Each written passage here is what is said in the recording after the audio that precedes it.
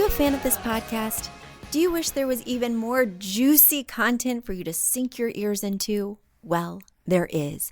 You can become a premium member of this podcast for $5.99 a month and get full access to an archive of over 50 bonus episodes. Additionally, we release a bonus episode every single month. That's a ton of extra content, including my personal interior design diaries, extra tips, my talking about trends, and so much more. Additionally, you'll be keeping us on the airwaves each and every week because your premium membership money goes directly back to making this podcast amazing. Check us out at affordableinteriordesign.com. Click on podcast to learn more and to become a premium member today.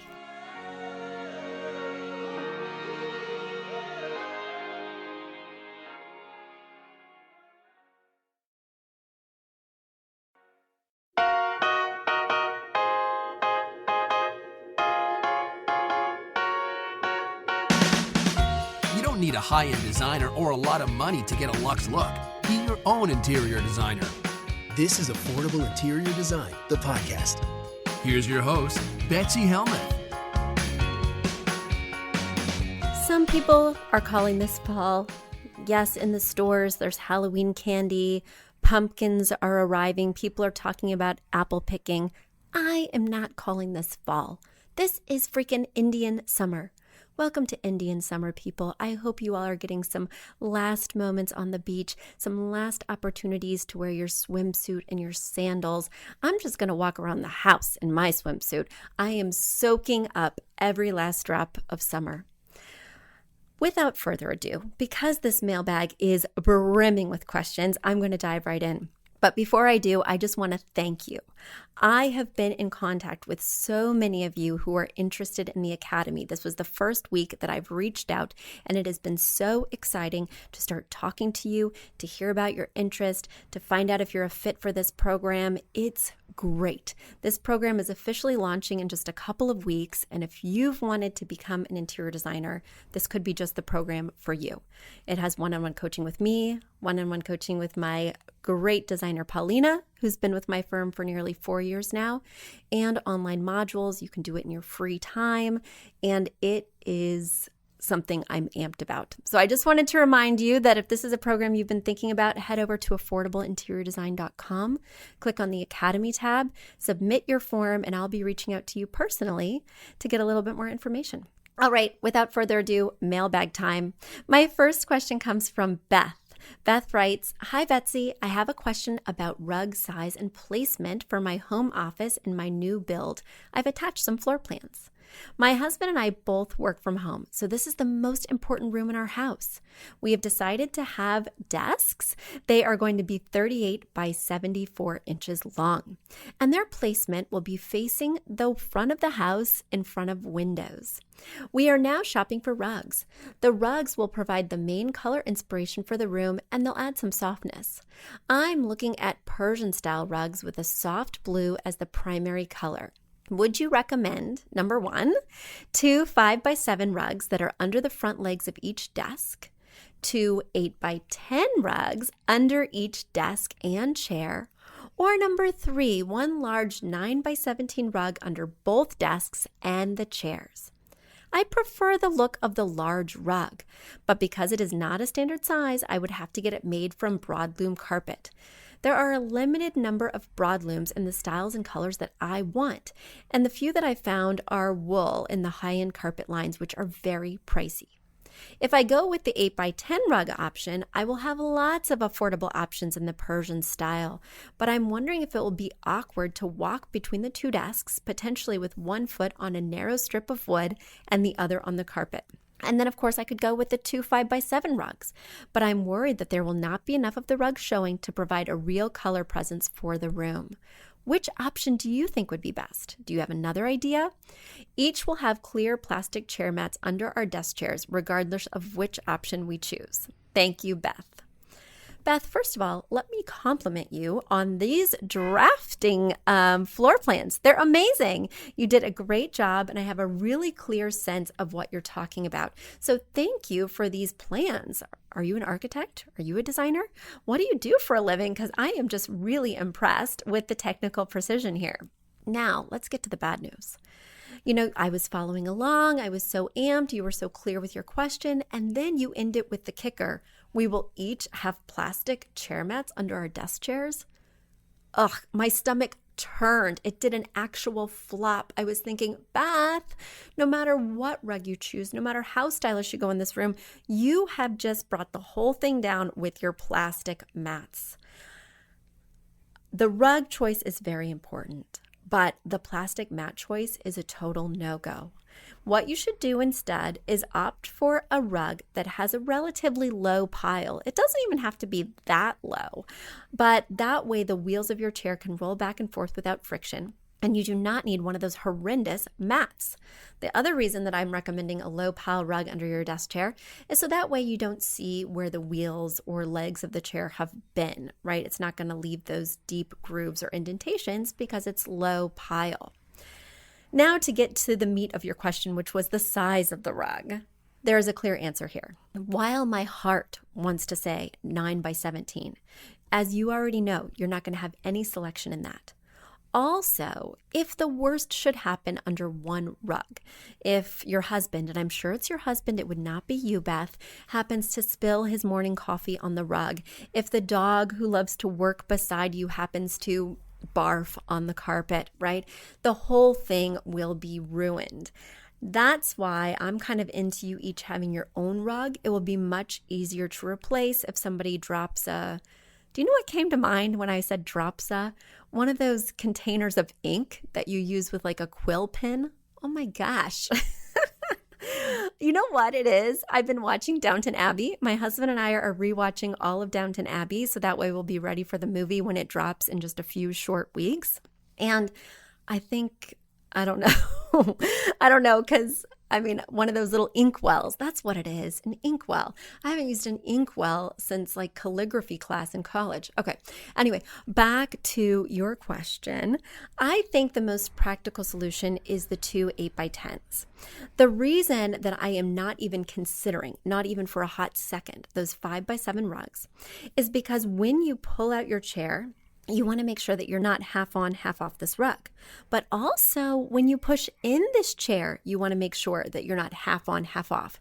You need a rug under your desk that is not only fully under all four legs of your desk, but is also providing you with enough carpet that you can pull out your chair.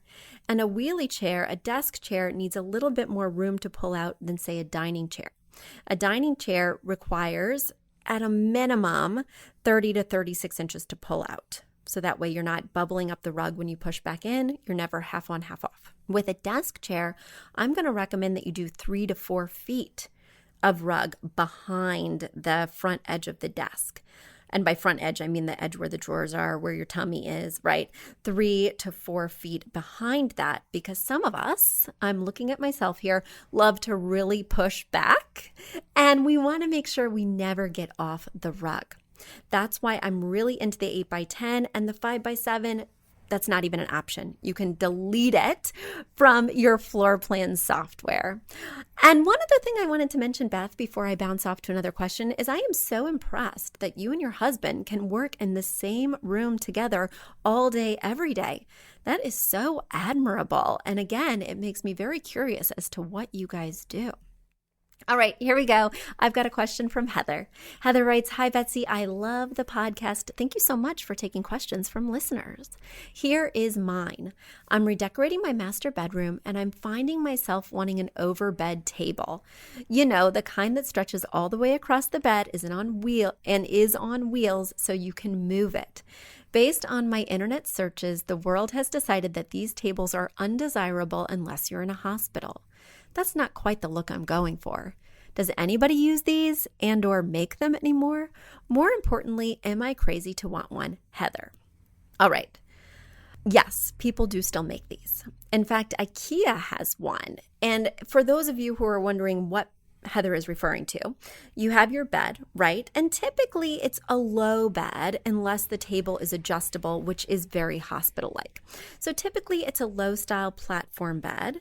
And then you have this elongated table that based on your description, I'm thinking you're thinking of the ones that roll over the entire bed and then roll all the way to the foot of the bed, almost serving as a hard bench at the foot of the bed when you're not using it. Now, here are my thoughts about it. I'm wondering what you're wanting to use this table for. As we know from feng shui, we don't want to be using this table for work because we should really be separating our work from our sleep. Having a work zone in your sleep area can make it hard for you to get a restful night's sleep, make it hard for you to relax when you're commingling those energies in the same space. The other thing you might want to be doing with this table, I'm just surmising, is eating. And I could see wheeling that big dog up and having wine and cheese in bed. That's kind of fun.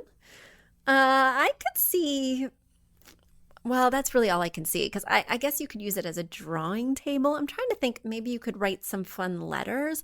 Again, I don't like to commingle the experience of being awake and alert and productive. That's generally what I associate with a table. I don't like to bring that into the same space where I want to relax and fall asleep.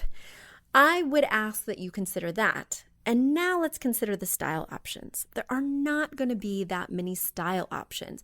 Instead, you could opt for like an adjustable C-shaped table that only goes over one part of the bed and feels more like an accent table than an elongated bench. That does have a hospital connotation, not going to lie. But it might be something that's less expensive, more available, and then also less of a commitment because you could use it in other ways should you decide the bedroom is not where you want this table. I'm not sold on this. The only ones I can think of are at IKEA, and they are with a lower style platform bed. That would make it a reasonable price point, but do we need this? Do we want this? Are you crazy to want this? My answer might be yes. Heather, has that helped? If you're looking for other stores, I might consider a place like Beau Concept that also has this really clean line, modern platform furniture. I think you're going to be hard-pressed to find an interesting selection of styles. I'm going to put that out there. And now it's time for a quick commercial break. Do you love this podcast? Do you wish you could learn even more? Well, we have an online class bundle. Our online class bundle is comprised of 3 online classes: Beautifying Your Home for Less, Styling Your Home, and the Fundamentals of Feng Shui. Each one of those 3 classes is between 30 and 45 minutes long and chock-filled with visuals and tips, things that will help you to style your own space or help out with other spaces. Additionally, with the pack of 3 classes, you get an autographed copy of my book, Affordable Interior Design. You get all of that for only $99. Once again, that's the 3 online classes as well as the book for only $99. You just go to affordableinteriordesign.com/classes. Once again, affordableinteriordesign.com/classes to buy your bundle today. And if one of those classes sounded intriguing, but maybe you already have my book or some of the other topics are not of interest, you can buy the classes individually at that site as well. Each class is $40. So head over to affordableinteriordesign.com/classes to get your bundle or your online class today. All right, let me move on to my next question. This comes from Kara.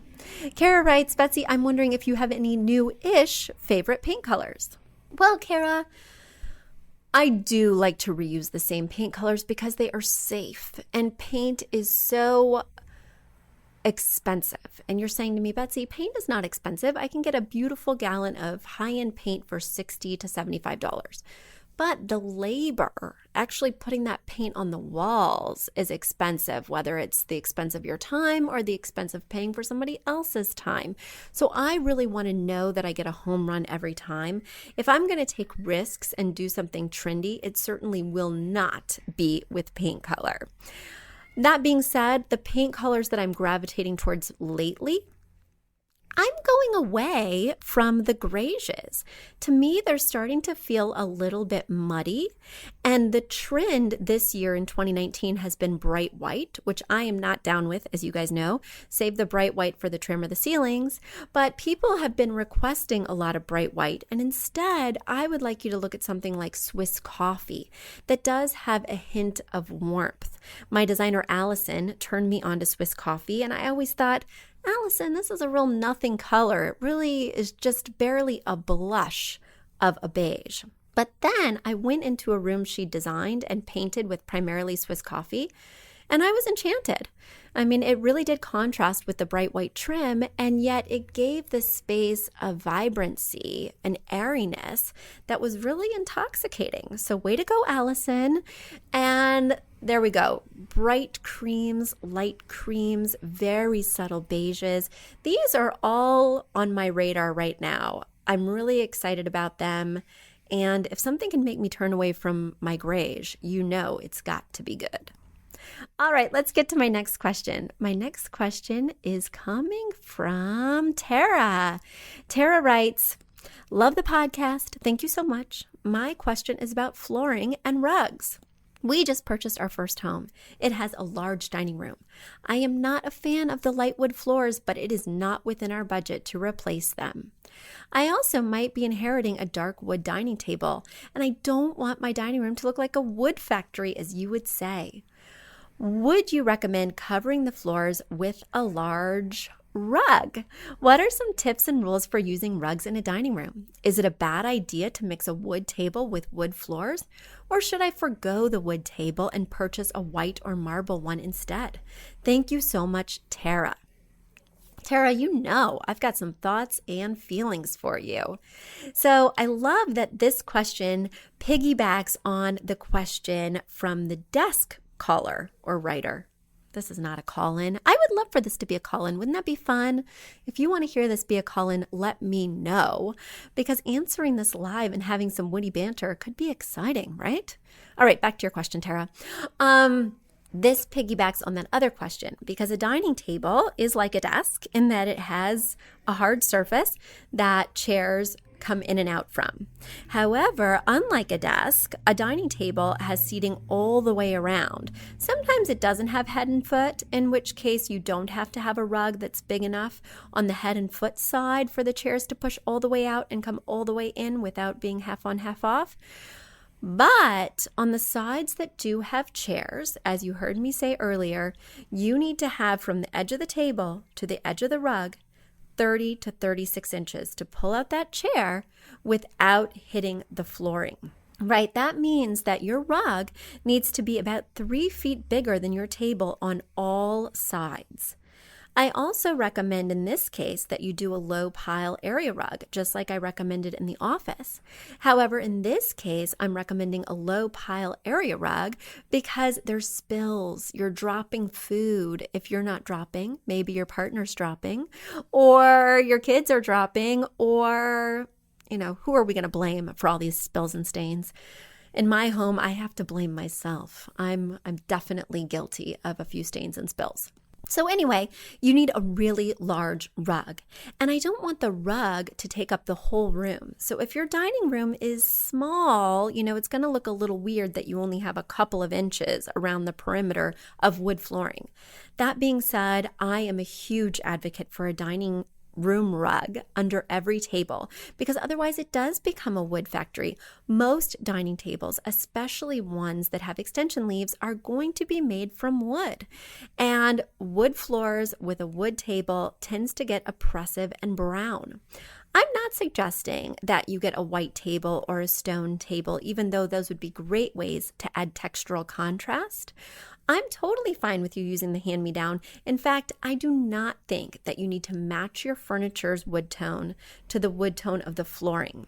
As you know, I like to keep it in the general family, so all light woods together, all mid-tone woods together, all dark woods together. But I myself have a beautiful office space that has very light pine floors that have wide planks, so they're a very prominent feature in the room. However, my preferred wood tone, because I'm a mid-century fan, is a walnut tone. So you'll see a lot of warm walnut that is mid-tone in my office. I do not match my wood tones to my architectural tones. I just don't worry about it. And that's another exciting thing about that rug, is it will further separate the wood tone color from the table color and make it a less conspicuous issue. I definitely want you having a rug. I definitely don't mind you reusing your hand-me-down table. And there we go. I hope you have confidence, Tara, to go forth and make all your rug dreams come true. Oh, one other thing I want to mention that's super important for a dining room, less important for an office, is that you do a rug with a pattern. A rug with a pattern is going to camouflage those stains and give longevity to the rug. Now, if you're really stain prone, you may want to look at floor tiles, FLOR. Those are carpet squares. And these carpet squares can be popped out. I myself have carpet squares or floor tiles in my dining room.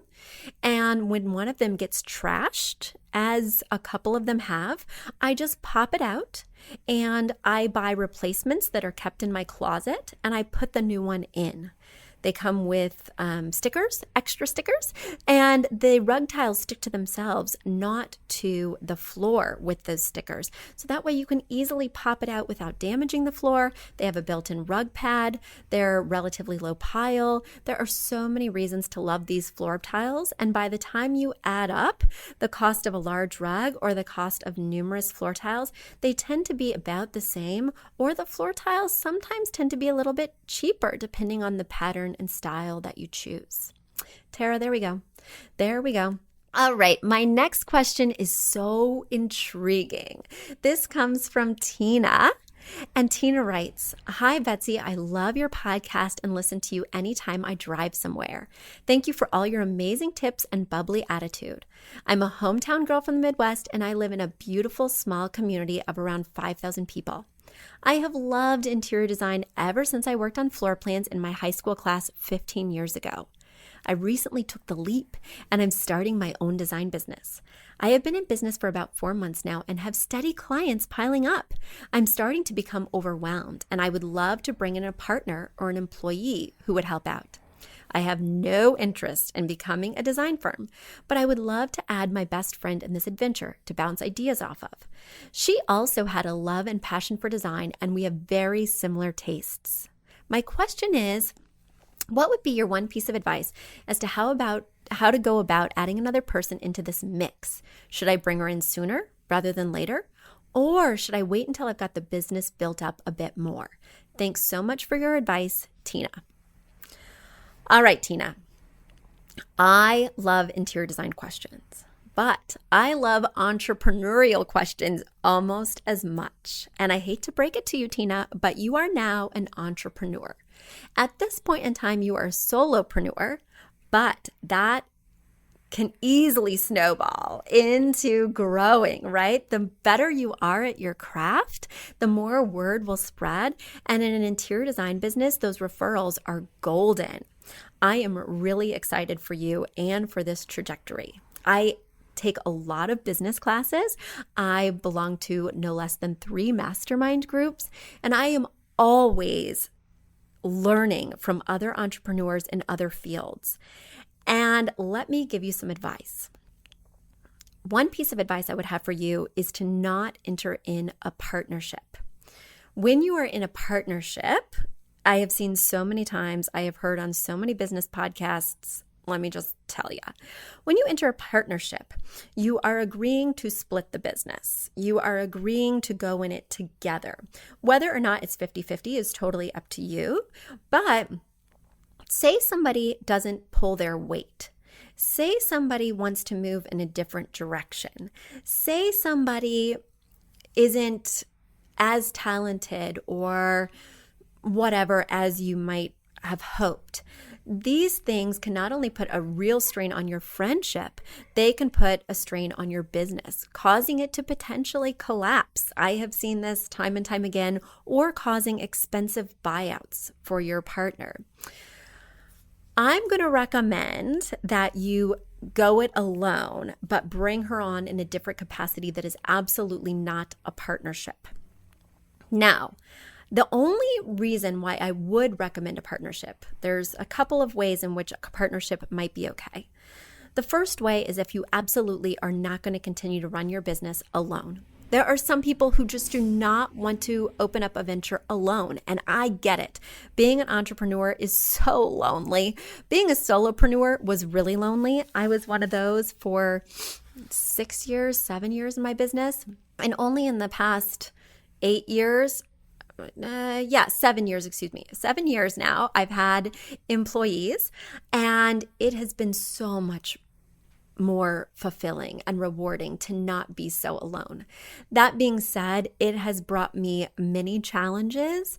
And as one of my mentors says, when you start a business, when you grow, when you start to hire, you no longer are an interior designer or whatever your dream passion was. You are now in HR. And as your business grows, as you bring on more people, you really become a people manager. I would say every day, my main task is no longer designing. It is juggling different relationships with different people, whether it's my salesperson or whether it's our shopper who does all of our trade discount shopping, whether it's vendors, whether it's people who are helping me build things just for a short time, like contractors helping me with software. I mean, I'm just a people manager. That's what I've done all day today, by the way. I was talking with our bookkeeper in Rochester, New York. I was talking with our software developer in Austria. And then I was talking with a program developer in the Philippines. And then I was back to talking with my salesperson who happens to live in Florida in between emailing my designers. Hello. Anyway, I know that you don't want to have a big business, and I totally get that, Tina. When I started my business, I did not want to have a business either. I wanted to have a thriving hobby business that I could sustain, that made me money, and where I could pursue my passions. It sounds like that's really where you want to stay. I wanted to stay there until I became so busy, and also until I'd worked in my own business for 7 years and I was looking for a new challenge. And being a business owner was that new challenge I was craving. And I would say it's really fulfilled me more than I ever imagined. If you want to stay small, the best way to bring on your friend is to bring her on as a contractor. Now, you can have her take her own clients, or you can have her assist you with your clients. But whatever you do, make sure that her role is super clear and very well defined. Make sure that it has boundaries, that she can understand when she has done the work that you expect, that your expectations are clearly outlined in a written format that she signs off on. And I know that sounds so businessy, it sounds so contractual, but because you have a friendship, you don't want the business to later impact the friendship. So the clearer you can make the terms now, the more you will save your relationship later when things get murky, because projects get murky, clients get murky, situations get blurry. And having that document is really going to be invaluable for you. I also want to challenge the notion that you should be partnering with somebody who has very similar style to you, very similar tastes. I seek out designers who have different points of view, who like different styles, because they help me to service more clients. If we always worked in the same style and had the same look, I wouldn't be able to have as many clients. I wouldn't appeal to as many different people. So if you want to have a more robust business, think about hiring people who are different demographics, different preferences, different ages. I think the more you can mix up the diversity within your organization, the more you can appeal to people everywhere. I know you're trying to think small, Tina, and I'm trying to stay in that small lane with you, but I'm seeing your success and I'm really inspired by it. And I think you're going to grow a little bit faster than you think. All right, everybody. I hope Tina's story has been inspiring for you. I hope that you've learned a lot this week. I will be back with even more answers to even more questions. Until then, have a great week, everybody. Bye. You've asked for it, and we have answered the call. For years, you've been saying, Betsy, You're talking about all these great design concepts, but we can't visualize them. You're describing the picture that the listener sent in of their problem, and we wish we could see that picture too. After all, a picture is worth 1,000 words, and I do my best to describe them, but there's nothing like seeing it for yourself. And that's why Affordable Interior Design, the podcast, now has a YouTube channel. Not only do we have a YouTube channel where you could see recordings and clips of these podcast episodes, we also have an Instagram, a Facebook, and so many other exciting things. You should check it out. Head over to affordableinteriordesign.com/links. Once again, affordableinteriordesign.com/LINKS. Links. And when you go there, you will see links to our YouTube page, our Instagram page, our Facebook page, and more. Please check it out, follow and subscribe so you can see everything I'm talking about.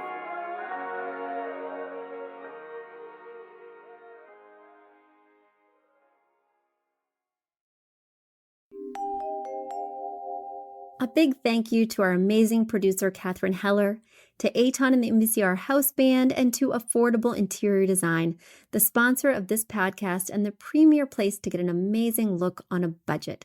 Check out affordableinteriordesign.com. If you guys love the show, the very best way to support us is by spreading the word. Tell your friends or write us an awesome review on iTunes. So until next week, guys, thanks so much for joining us, and I'll talk to you soon. Bye.